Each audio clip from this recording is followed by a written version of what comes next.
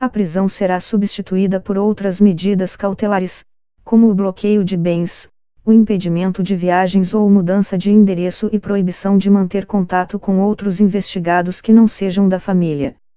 A decisão foi tomada por unanimidade pela sexta turma do STJ em caráter liminar, mas os habeas corpus do presidente e do coronel ainda serão analisados pela sexta turma em outra oportunidade.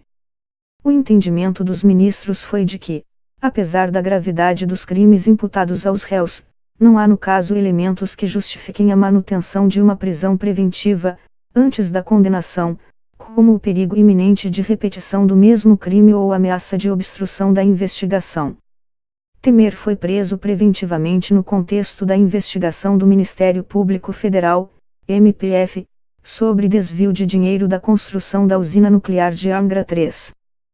Segundo o MPF, uma empresa do Coronel Lima, a Argeplan, que participou do consórcio vencedor da licitação, teria repassado valores a Temer. O ex-presidente é acusado de corrupção, peculato e lavagem de dinheiro, mas ainda não foi julgado nem em primeira instância. Sua defesa nega que ele tenha cometido os crimes. A argumentação do MPF para pedir prisão preventiva é de que Temer continua a perpetrar crimes, como ocultação de bens, e de havia intenção tanto dele quanto do Coronel Lima de ocultar o crime e destruir provas. O entendimento do STJ é de que não há provas suficientes desses fatos nem indícios de que Temer e Lima possam prejudicar as investigações, e que os investigados não podem ser privados de liberdade para a conveniência da investigação. O ministro relator Antônio Saldanha disse que não há nenhuma justificativa para que a prisão preventiva seja a melhor medida a ser tomada no caso. Há de se exigir assim que o decreto de prisão preventiva venha sempre motivado e não fundado em meras conjecturas, disse em seu voto. Ele defendeu que a detenção cautelar do ex-presidente não é necessária pois os crimes de que é acusado eram intimamente ligados a seu cargo público e seu afastamento das atividades do órgão público já assegura que ele não reincidirá. Saldanha disse que para justificar a prisão preventiva são necessários ainda prova de existência do crime e indício suficiente de autoria.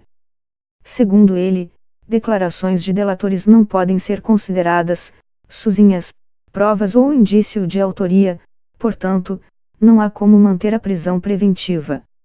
Os ministros Laurita Vaz e Rogério Iete acompanharam o voto do relator. Ainda falta o voto de um ministro, mas Temer e Lima já têm votos suficientes para deixar a prisão. A sexta turma do STJ é composta de 5 ministros, mas Sebastião Reis Júnior se declarou impedido de participar do julgamento. O ministro Iete afirmou que a soltura de Temer durante o processo não significa a liberação de seu vínculo ao processo e muito menos representa atestado de inocência.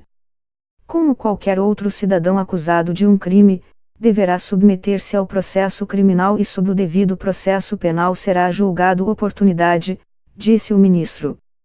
Temer deve deixar as instalações do Batalhão de Policiamento de Choque da Polícia Militar de São Paulo, onde está preso, ainda nesta terça-feira. Ele e o Coronel Lima ficarão soltos ao menos até a sexta turma julgar definitivamente o habeas corpus, ainda não há data definida para isso.